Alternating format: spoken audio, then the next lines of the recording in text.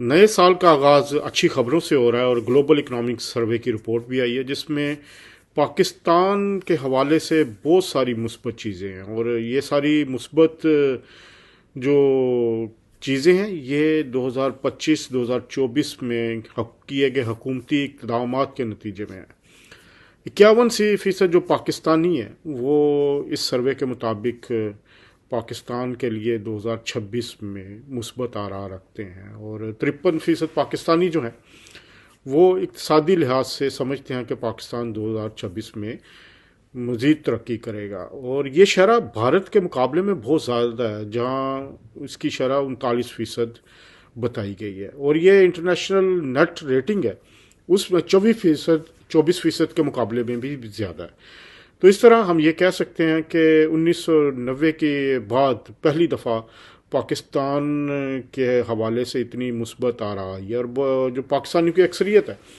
وہ بھی یہ سمجھتی ہے کہ 2026 میں پاکستان امن کے حوالے سے بھی مثبت کردار ادا کرے گا۔ اور یہ سروے جو ہے یہ دنیا کے 60 ممالک میں کیا گیا، اور بھارت بھی اس میں شامل تھا، لیکن بھارت پاکستان سے بہت پیچھے ہے۔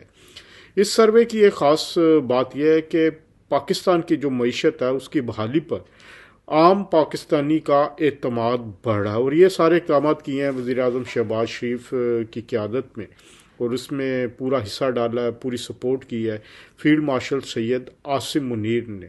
یہ اشاریہ اس بات کی غمازی کرتے ہیں کہ پاکستان جسے ایک بار کوئی 3 سال پہلے کہا جا رہا تھا کہ یہ سری لنکا بننے جا رہا ہے، ڈیفالٹ ہونے جا رہا ہے، اب یہ پاکستان جو ہے عالمی سطح پر ایک ترقی کرتا ہوا ملک ہمیں نظر آ رہا ہے، اور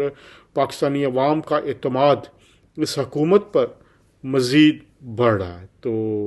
اس میں پوری حکومتی ٹیم، وزیر اعظم شہباز شریف، فیلڈ مارشل سید عاصم منیر بھی